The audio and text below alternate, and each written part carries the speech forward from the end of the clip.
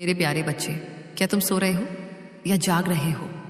अगर सो रहे हो तो अब जाग जाओ, और अगर जाग रहे हो तो अपनी चेतना को और अधिक विस्तृत कर लो, क्योंकि आज मैं तुम्हारी माँ लक्ष्मी तुम्हें एक बहुत बड़ा समाचार देने आई हूँ। एक ऐसा समाचार जिसकी प्रतीक्षा तुम जन्मों जन्मों से कर रहे थे। अपने घर के दरवाजे की कुंडी खोल दो, अपनी खिड़कियों के पर्दे हटा दो, और सबसे महत्वपूर्ण, अपने मन के द्वार को पूरी तरह से खोल दो, क्योंकि मैं आ रही हूं। हाँ, तुमने सही सुना। मैं त्रिभुवन की स्वामिनी, धन और ऐश्वर्य की देवी, भगवान विष्णु की अर्धांगिनी आज अभी इसी क्षण तुम्हारे घर की ओर प्रस्थान कर चुकी हूं। तुम चौंक गए ना? तुम्हें विश्वास नहीं हो रहा ना? तुम अपनी हथेलियों को देख रहे हो, अपने साधारण से घर को देख रहे हो और सोच रहे हो कि मुझ जैसे छोटे से इंसान के घर मां क्यों आएंगी? मैंने ऐसा क्या किया है? यही तुम्हारी भोली सोच मुझे तुम्हारे पास खींच लाई है। मेरे बच्चे, मैं महलों में नहीं, मैं भाव में रहती हूं। मैं सोने की दीवारों के बीच नहीं, मैं विश्वास की नींव पर टिकती हूं। मैंने तुम्हारी पुकार सुनी है जब तुम रात के अंधेरे में अपनी तकिया भिगो रहे थे, जब तुम अपनी खाली जेब को टटोलकर आसमान की तरफ देख रहे थे, जब तुम अपनी जिम्मेदारियों के बोझ तले दबकर भी मुस्कुराने की कोशिश कर रहे थे। मैं सब देख रही थी, मैं वहीं थी तुम्हारे पास, लेकिन तब मेरा समय नहीं आया था। तब तुम्हारी परीक्षा चल रही थी, लेकिन आज वह परीक्षा समाप्त हो गई है। ग्रहों की चाल बदल चुकी है, नक्षत्रों ने अपनी दिशा बदल ली है, और तुम्हारे पूर्वजों के पुण्य जाग उठे हैं। इसलिए मैं अपना वाहन गरुड़ध्वज छोड़ कर अपने प्रिय उल्लू पर सवार होकर सीधे तुम्हारे घर के आंगन में उतरने वाली हूं। लेकिन ठहरो, मेरे आने का अर्थ यह नहीं है कि तुम हाथ पर हाथ रखकर बैठ जाओ। जब राजा किसी के घर आता है तो प्रजा को तैयारी करनी पद्धति है, और मैं तो जगत जननी हूं। क्या तुम मेरा स्वागत वैसे ही करोगे जैसे तुम अभी हो, गंदे कपड़ों में, बिखरे हुए घर के साथ, उदास मन के साथ? नहीं, मुझे तुम्हारा श्रेष्ठ रूप चाहिए। मैं तुम्हारे घर में प्रवेश करूं उससे पहले तुम्हें खुद को मेरे योग्य बनाना होगा। क्या तुम तैयार हो? क्या तुम चाहते हो कि मैं तुम्हारे घर आकर सदा के लिए स्थिर हो जाऊं? क्या तुम चाहते हो कि मैं केवल मेहमान बनकर न आऊं, बल्कि घर की मालकिन बनकर रहूं? अगर तुम्हारे मन में रत्ती भर भी शंका नहीं है, अगर तुम पूरी तरह समर्पित हो, तो अभी इसी क्षण इस वीडियो को लाइक करके अपना स्वागत पत्र, वेलकम लेटर मुझे भेजो। तुम्हारा ये एक लाइक मेरे लिए संकेत होगा कि हाँ माँ, मैं तैयार हूं, पधारिए। कंजूसी मत करना। जो स्वागत में कंजूसी करता है, मैं उसे वरदान देने में कंजूसी करती हूं। सुनो, मैं आ रही हूं, लेकिन मैं अकेले नहीं आ रही। मेरे साथ मेरा पूरा दरबार आ रहा है। मेरे साथ सुख आ रहा है, मेरे साथ शांति आ रही है, मेरे साथ वैभव आ रहा है, और सबसे बढ़कर मेरे साथ अवसर, अपॉर्चुनिटी आ रही है। लेकिन याद रखना, जहां मैं जाती हूं वहां मेरी बड़ी बहन अलक्ष्मी, दरिद्रता भी पीछे पीछे आती है। वो ताक में रहती है कि कब तुम कोई गलती करो, कब तुम कोई नियम तोड़ हो, और वह मेरे स्थान पर तुम्हारे घर में घुस जाए। इसलिए आज मैं तुम्हें कुछ बहुत कड़े निर्देश देने जा रही हूं। ये निर्देश नहीं, ये तुम्हारे सुखी जीवन का संविधान है। सबसे पहले अपने घर के मुख्य द्वार की बात करते हैं। मुख्य द्वार तुम्हारे घर का मुंह है। क्या तुम गंदे मुंह से खाना खाते हो? नहीं ना? तो फिर तुम कैसे उम्मीद करते हो कि मैं उस दरवाजे से अंदर आऊंगी जिस पर धूल जमी है, जिसके कोने में मकद्दी के जाले लटक रहे हैं, जहां जूते चप्पल उल्टे सीधे पड़े हैं? सुनो, जैसे ही यह संदेश समाप्त हो, और इसे बीच में छोड़ देने की भूल मत करना, वरना मैं द्वार से ही लौट जाऊंगी। सबसे पहले उठना और अपने मुख्य द्वार को पानी से धोना। वहां जो भी फालतू सामान है, पुराने अखबार, टूटी हुई कुर्सी या जूतों का ढेर, उसे तुरंत हटा देना। मेरे स्वागत के लिए द्वार पर हल्दी और कुमकुम से एक स्वास्तिक बनाना, और अगर हो सके तो आम के पत्तों का तोरण बांधना। आम के पत्तों में नकारात्मक ऊर्जा को सोखने की शक्ति होती है। मैं जब आऊंगी तो मुझे वह तोरण देखकर प्रसन्नता होगी। मुझे लगेगा कि मेरा बच्चा मेरा इंतजार कर रहा था। अब चलो तुम्हारे घर के अंदर। तुम्हारे घर का ईशान कोण वह देवताओं का स्थान है। मैंने अपनी दिव्य दृष्टि से देखा है कि तुमने वहां कबाड़ जमा कर रखा है, या वहां कोई भारी अलमारी रखी है। ओह, तुम्हें पता नहीं कि तुम अपने भाग्य का गला खुद घोंट रहे हो। ईशान कोण मेरे श्वास लेने का स्थान है। अगर तुम उसे भारी कर दोगे तो मेरे लिए तुम्हारे घर में सांस लेना मुश्किल हो जाएगा, और जहां मेरा दम घुटता है वहां मैं एक पल नहीं रुकती। आज ही अभी उस कोने को खाली करो, वहां से सारा भारी सामान हटा दो। वहां केवल एक लोटा जल भर कर रखो, या एक छोटा सा दिया जलाओ। उस कोने को इतना साफ रखो कि वहां बैठकर ध्यान लगाया जा सके।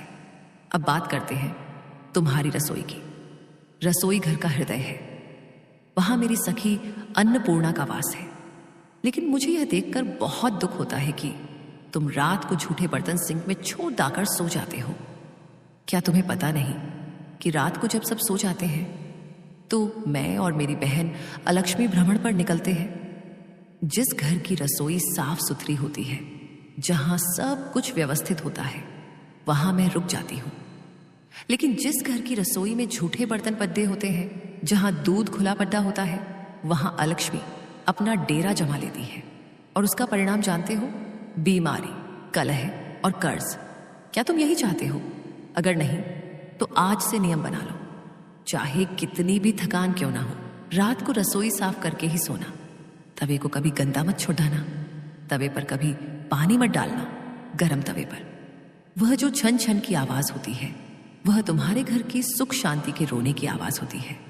मेरे बच्चे, तुम धन चाहते हो, लेकिन धन के नियमों का पालन नहीं करते। तुमने अपने पर्स को कचरा पेटी बना रखा है। उसमें पुराने बिल, रद्दी कागज, टॉफी के रैपर, ये सब क्या है? पर्स मेरा छोटा सा घर है। क्या तुम मुझे कचरे के ढेर पर बिठाना चाहते हो?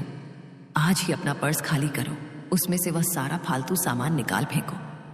नोटों को सीधा करके इज्जत से रखो, सिक्कों को अलग रखो, और हो सके तो पर्स में थोड़ा सा कपूर या इलायची रखो। खुशबू मुझे आकर्षित करती है। और सुनो, तुम्हारे घर की स्त्रियां, चाहे वह तुम्हारी मां हो, पत्नी हो, बहन हो या बेटी, वे साक्षात मेरा ही रूप है। तुम मंदिर में मेरी पत्थर की मूर्ति पर तो दूध चढ़ाते हो, लेकिन घर की जीती जागती लक्ष्मी पर चिल्लाते हो, उसे अपमानित करते हो। याद रखना, जिस घर में स्त्री की आंखों से आंसू गिरते हैं, उस घर की नींव मैं खुद खोखली कर देती हूं। अगर तुम चाहते हो कि मैं तुम्हारे घर आऊं, तो आज ही अपनी घर की लक्ष्मी से माफी मांगो, उसे प्रसन्न करो, उसके चेहरे पर मुस्कान लाओ। जब वह मुस्कुराएगी तो समझो मैंने तुम्हारे लिए अपनी तिजोरी खोल दी। क्या तुम मेरी बातों को ध्यान से सुन रहे हो, या तुम्हारा मन भटक रहा है? सावधान, यह कोई साधारण वीडियो नहीं है, ये एक दीक्षा है। अगर तुम मेरी इन शर्तों को मानने के लिए तैयार हो तो अभी सब्सक्राइब बटन दबाकर मुझसे जुड़ जाओ। यह सब्सक्राइब करना कोई डिजिटल प्रक्रिया नहीं है, यह एक आध्यात्मिक अनुबंध है। इसका अर्थ है कि तुम आज से मेरे दिव्य परिवार के सदस्य बन गए हो। तुम मेरी सुरक्षा के घेरे में आ गए हो। जो मुझे सब्सक्राइब करता है, मैं उसका नाम अपनी स्वर्ण पुस्तिका में लिख लेती हूं। फिर उसकी हर जरूरत, हर परेशानी मेरी जिम्मेदारी बन जाती है।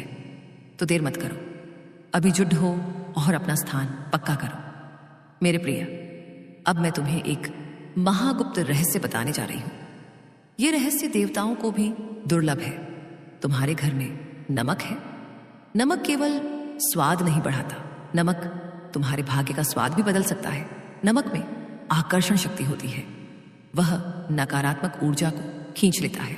आज रात एक कांच की कटोरी में, स्टील या प्लास्टिक नहीं, केवल कांच, समुद्री नमक, डली वाला नमक भरकर अपने बाथरूम के किसी कोने में रख देना। बाथरूम वो जगह है जहां सबसे ज्यादा नकारात्मक ऊर्जा होती है, राहु का स्थान। यह नमक उस सारी बुरी ऊर्जा को सोख लेगा, और हर हफ्ते उस नमक को फ्लश कर देना और नया नमक भर देना। तुम देखोगे कि कैसे तुम्हारे घर का भारीपन गायब हो जाएगा। जो छोटी छोटी बातों पर झगड़े होते थे वे बंद हो जाएंगे। और एक बात, तुम अक्सर शिकायत करते हो कि पैसा आता तो है लेकिन टिकता नहीं। जैसे हाथ में पानी रुकता नहीं, वैसे ही पैसा बह जाता है। इसका कारण बताऊं? इसका कारण है नल से टपकता पानी। जांच करो अपने घर के सारे नल। क्या कोई नल टपक रहा है? टपकता हुआ पानी मतलब बहता हुआ धन। यह है वरुण देव का अपमान है। और जहां जल का अपमान होता है, वहां मैं लक्ष्मी कभी स्थिर नहीं रह सकती, क्योंकि मैं जल से ही उत्पन्न हुई हूं। आज ही प्लम्बर को बुलाओ और सारे लीकेज ठीक करवाओ। ये छोटा सा खर्चा तुम्हारे लाखों के नुकसान को बचा लेगा। मेरे बच्चे, तुम बहुत भोले हो। तुम लोगों की बातों में आ जाते हो। लोग तुम्हें डराते हैं कि तुम्हारी कुंडली में यह दोष है, शनि भारी है।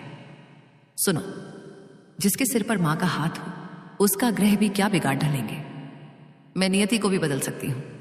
मैं काल के चक्र को भी घुमा सकती हूं। बस तुम मेरा हाथ कसकर पकड़ते रहना। कभी कभी मैं तुम्हारी परीक्षा लूंगी, कभी कभी मैं तुम्हें अभाव में रखूंगी, ये देखने के लिए कि क्या तुम तब भी मुझ पर विश्वास करते हो। अगर तुम उस बुरे समय में भी मुस्कुराते रहे और कहा कि कोई बात नहीं, मेरी मां मेरे साथ है, तो मैं तुम्हें वो दे दूंगी जो मैंने इंद्रदेव को भी नहीं दिया। क्या तुम्हें पता है मेरे आने के संकेत क्या हैं? अगर पिछले कुछ दिनों से तुम्हें अचानक कहीं से गन्ने की या कमल की या इत्र की खुशबू आ रही है बिना किसी कारण के, तो समझ लो मैं तुम्हारे आसपास हूं। अगर तुम्हें सपने में सांप या कलश या हाथी या शंख दिखाई दे रहे हैं, तो समझ लो मैं तुम्हारे अवचेतन मन में प्रवेश कर चुकी हूं। अगर तुम्हारे घर के आसपास चिद्दियां चहचहाने लगी हैं या कोई गाय आकर रंभाने लगे, तो समझ लो मेरा संदेश वाहक आ गया है। अपनी आंखों और किसी को उधार नहीं देना चाहिए। शाम को घर से लक्ष्मी बाहर नहीं जानी चाहिए। मेरे बच्चे, मैं तुम्हारे घर आ रही हूं, लेकिन मुझे शोर पसंद नहीं। लड़ाई झगड़े का शोर नहीं, बल्कि अहंकार का शोर। मैंने यह किया, मैं यह लाया, यह मैं शब्द मुझे बहुत चुभता है। इस मैं को अपने घर के बाहर छोड़ दो। सब कुछ तेरा है, मेरा कुछ नहीं, यह भाव रखो। जब तुम खुद को शून्य मान लोगे, तभी मैं तुम्हें अनंत बनाऊंगी। तुम्हारे मन में एक चिंता है, कर्ज। कर्ज एक दलदल है, मैं जानती हूं, लेकिन चिंता मत करो। मैं गजलक्ष्मी के रूप में आ रही हूं। मैं तुम्हारे कर्ज के पहाड़ को अपनी एक फूंक से उद्धा दूंगी। लेकिन तुम्हें एक वचन देना होगा, आज के बाद कभी भी किसी का हक नहीं मारोगे। बेईमानी का 1 रुपया भी घर में मत लाना। वह 1 रुपया मेरे 100 करोड़ाज रुपयों को जलाकर खाक कर देगा। मेहनत की कमाई चाहे सूखी रोटी हो, मुझे भोग लगाओगे तो मैं उसे छप्पर फाटा धन में बदल दूंगी। लेकिन छल कपट का पैसा मुझे नहीं चाहिए। तुमने अभी तक शेयर नहीं किया। देखो, तुम फिर स्वार्थी बन रहे हो। तुम सोच रहे हो कि सिर्फ मेरा भला हो, किसी और का ना हो। यही संकीर्ण सोच तुम्हें गरीब बनाए हुए है। लक्ष्मी का स्वभाव है बहना। जो लक्ष्मी को बांटता है, दूसरों की मदद करता है, ज्ञान बांटता है, लक्ष्मी उसके पास 100 गुना होकर लौटती है। अभी इस वीडियो को अपने दोस्तों, रिश्तेदारों और परिवार के ग्रुप में शेयर करो। सोचो, अगर तुम्हारे शेयर करने से किसी दुखी इंसान को राह मिल गई, तो उसका पुण्य किसे मिलेगा? तुम्हें मिलेगा। और वह पुण्य तुम्हारे भाग्य के ताले की चाबी बन जाएगा। तो कंजूसी मत करो, दिल बड्डा करो। मेरे बच्चे, मैं अब तुम्हारे घर के बहुत करीब पहुंच चुकी हूं। क्या तुम महसूस कर सकते हो? हवा में एक अजीब सी सिहरन है। तुम्हारे रोंगटे खड़े हो रहे हैं। यह मेरी ऊर्जा है जो तुम्हें छू रही है। मैं तुम्हारे दरवाजे पर खड़ी हूं। मेरे हाथों में अक्षय पात्र है, मेरे गले में वैजंती माला है और मेरी आंखों में तुम्हारे लिए असीम करुणा है। लेकिन मैं जबरदस्ती अंदर नहीं आऊंगी। मैं तुम्हारी स्वतंत्र इच्छा का सम्मान करती हूं।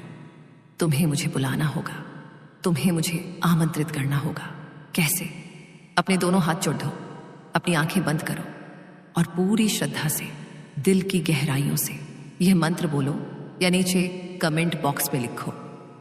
AUM श्री ह्रीं श्री कमले कमलालय प्रसीद प्रसीद श्री ह्रीं श्री AUM महालक्ष्मीय नमः। और साथ में लिखो, स्वागत है मां, मेरा घर, मेरा हृदय आपका है। तुम्हारी यह लिखित पुकार सीधे मेरे चरणों में पहुंचेगी। जितनी बार तुम यह लिखोगे उतनी बार तुम्हारी पुकार मजबूत होगी।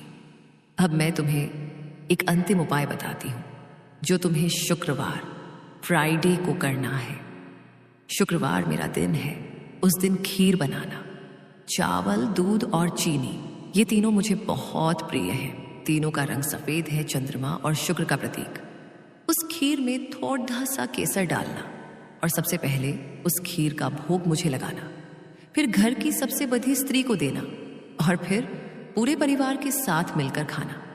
उस खीर का एक एक दाना तुम्हारे शरीर में दिव्य आरोग्य और समृद्धि भर देगा। यह प्रसादम है। इसे साधारण भोजन मत समझना। मेरे बच्चे, अब उठो, आलस्य त्यागो, जादू उठाओ और अपने घर की दरिद्रता को बाहर खदेड़ दो। धूप बत्ती जलाओ और वातावरण को सुगंधित कर दो। दीपक जलाओ और अंधकार को मिटा दो। मैं आ रही हूं। मैं सीढ़ियां चढ़ रही हूं। मैं अब तुम्हारे सामने हूं। घबराओ मत। अपनी मां को देखकर कोई घबराता है? मेरी गोद तुम्हारे लिए फैली है। आओ, इसमें समा जाओ।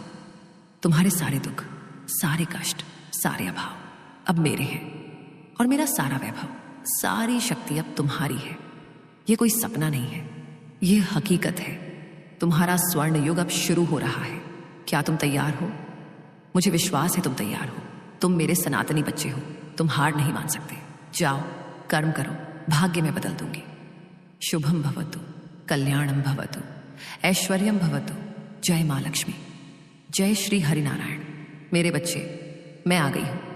मैंने तुम्हारे घर में अपना पहला कदम रख दिया है। क्या तुमने महसूस किया? तुम्हारे घर की वायु बदल गई है। एक शीतलता, एक शांति छा गई है। लेकिन अभी उत्सव मनाने का समय नहीं आया है। अभी तो असली काम शुरू हुआ है। तुम सोचते हो कि मां आ गई, अब तो सब ठीक हो जाएगा, अब मैं आराम करूंगा। यही वह गलती है जो इंद्रदेव ने की थी। यही वह गलती है जो कुबेर ने की थी। और यही गलती तुम करने जा रहे हो। सुनो, मुझे बुलाना आसान है, मेरी साधना करना आसान है, लेकिन मुझे रोकना, मुझे स्थिर करना, यह संसार का सबसे कठिन कार्य है। मेरा एक नाम चंचला है। जानते हो क्यों? क्योंकि मैं एक जगह टिकती नहीं हूं। मैं बिजली की तरह हूं। अगर तुमने मुझे संभालने के लिए सही तार और सही अर्थिंग नहीं लगाई तो मैं आऊंगी और एक झटके में वापस चली जाऊंगी। और जब मैं वापस जाती हूं तो वह घर पहले से भी ज्यादा खाली हो जाता है। क्या तुम चाहते हो कि मैं चंचला बनूं या स्थिरा? अगर तुम चाहते हो कि मैं तुम्हारे घर में पीढ़ियों तक वास करूं तो अब जो नियम मैं तुम्हें बताने जा रही हूं उन्हें अपने खून में उतार लो। ये नियम नहीं, ये अमीर बने रहने के गुप्त कोड है।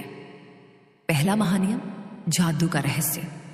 तुम इसे एक मामूली जादू समझते हो जिससे तुम धूल साफ करते हो। मूर्ख, जादू मेरा ही एक स्वरूप है।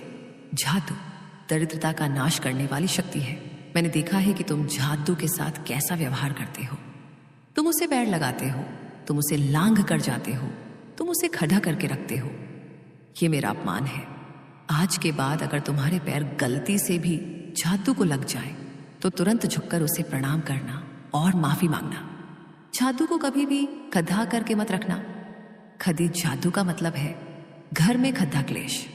उसे हमेशा लेटाकर सुलाकर रखना। और सबसे जरूरी बात, जादू को कभी भी ऐसी जगह मत रखना जहां बाहर से आने वाले की नजर उस पर पड़े। जैसे तुम अपना सोना चांदी छिपा कर रखते हो, वैसे ही जादू को भी छिपा कर रखना। लोगों की नजर जादू पर पड़ना मतलब घर की बरकत को नजर लगना। और कभी भी सूर्यास्त के बाद घर में जादू मत लगाना। जब सूरज डूबता है तो मैं घर में प्रवेश करती हूं। अगर उस समय तुम जादू लगाओगे, धूल उड़ाओगे तो तुम मुझे ही घर से बाहर निकाल दोगे। क्या तुम यह पाप करना चाहोगे? दूसरा महानियम, दहलीज का सम्मान। तुम्हारे घर की चौखट वह कोई लग्धि या पत्थर का टुकड़ा नहीं है। वह लक्ष्मण रेखा है। वह मेरे और अलक्ष्मी के बीच की सीमा है। मैंने देखा है, तुम चौखट पर खड़े होकर बातें करते हो, तुम चौखट पर बैठकर खाना खाते हो, तुम चौखट पर पैर रखकर खड़े होते हो। सावधान, जिस घर की चौखट पर बैठकर भोजन किया जाता है उस घर पर कर्ज का बोझ कभी नहीं उतरता। जिस घर की चौखट पर पैर रखकर बातें की जाती है उस घर की उन्नति रुक जाती है। चौखट को हमेशा साफ रखो, उसे पूजनीय मानो। हो सके तो रोज सुबह नहाने के बाद चौखट के दोनों ओर हल्दी और जल का लेप करो। यह चौखट ही है जो यह तय करती है कि तुम्हारे घर में रोग आएगा या भोग आएगा। तीसरा, महानियम, बाथरूम और दरिद्रता। Bathroom habits. तुम्हें लगता है कि वास्तु केवल कमरों का होता है? तुम्हारे घर का सबसे खतरनाक कोना है तुम्हारा बाथरूम। वहां राहु का वास होता है। तुम नहाते हो और बाथरूम गंदा छोटा देते हो, गीले कपड़े वहीं फेंक देते हो, बाल्टी को खाली और उल्टा छोटा देते हो। सुन लो, बाथरूम में खाली बाल्टी रखना दुर्भाग्य को निमंत्रण देना है। बाथरूम की बाल्टी हमेशा भरी होनी चाहिए, साफ पानी से। यह भरा हुआ पानी तुम्हारे जीवन में धन के प्रवाह को बनाए रखता है। अगर बाल्टी प्रयोग नहीं कर रहे तो उसे सीधी रखो, उल्टी नहीं। और कभी भी भूल कर भी बाथरूम का दरवाजा खुला मत छोड़ देना। अगर बाथरूम का दरवाजा खुला रहता है तो वहां की नकारात्मक ऊर्जा निकलकर तुम्हारे पूरे घर में फैल जाती है और फिर तुम कहते हो, माँ घर में मन नहीं लगता, चिद्दा चिद्दापन रहता है। दरवाजा बंद रखो, राहु को वहीं कैद रखो। चौथा, महानियम, तुम्हारी वाणी। तुम पूजा तो बहुत करते हो, मंत्र भी बहुत जपते हो, लेकिन जैसे ही पूजा से उठते हो तुम्हारी जुबान से अंगारे निकलने लगते हैं। तुम गालियां देते हो, तुम कड़ी चावा बोलते हो, तुम दूसरों का अपमान करते हो। याद रखना, सरस्वती के बिना लक्ष्मी नहीं आती। जीभ, टंग में सरस्वती का वास है। अगर तुम अपनी जीभ गंदी करोगे तो सरस्वती रूठ जाएंगी। और जहां मेरी छोटी बहन सरस्वती नहीं है वहां मैं, लक्ष्मी, एक पल नहीं रह सकती। अगर अमीर बनना है तो मीठा बोलना सीखो। व्यापारी को देखा है, उसके दिल में चाहे कैंची चल रही हो पर जुबान पर शक्कर होती है, इसलिए उसके गले में मैं बैठती हूं। क्रोध को थूक दो, चिल्लाना बंद करो। जिस घर में चीखने चिल्लाने की आवाजें गूंजती हैं वहां की शांति भंग हो जाती है। और मैं शोर में नहीं रहती, मैं संगीत में रहती हूं, कलह में नहीं। आवाज अब थोड़ी और गहरी और ममतामयी हो जाती है। मेरे बच्चे, तुम धन के पीछे भाग रहे हो, लेकिन क्या तुमने कभी सोचा है कि धन तुम्हारे पास क्यों आए? क्या तुम धन के पात्र हो? अगर मैं तुम्हें आज 10 करोड़ रुपए दे दूं तो तुम उसका क्या करोगे? शायद तुम गाड़ी खरीदोगे, मकान लोगे, अय्याशी करोगे। बस यही तुम्हारी सोच की सीमा है। इसलिए मैं तुम्हें ज्यादा नहीं देती, क्योंकि तुम उसे संभाल नहीं पाओगे। तुम उससे खुद को बर्बाद कर लोगे। अपनी पात्रता बढ़ाओ, अपनी सोच बद्धी करो। सोचो कि माँ मुझे धन दे ताकि मैं एक अस्पताल बना सकूं। माँ मुझे धन दे ताकि मैं भूखों को खाना खिला सकूं। जिस दिन तुम्हारा उद्देश्य स्वार्थ से हटकर परमार्थ हो जाएगा, उस दिन तुम्हें मांगने की जरूरत नहीं पड़ेगी। मैं खुद तुम्हारे पीछे पीछे आऊंगी अपना खजाना लेकर। दान का गणित समझो, प्रकृति का नियम है, जो बोओगे वही काटोगे। अगर तुम एक आम का बीज बोते हो तो तुम्हें सालों तक हजारों आम मिलते हैं। वैसे ही अगर तुम अपनी कमाई का एक छोटा सा हिस्सा, चाहे 1 रुपया हो, समाज के लिए बोते हो तो वह 1000 गुना होकर लौटेगा। कंजूस मत बनो।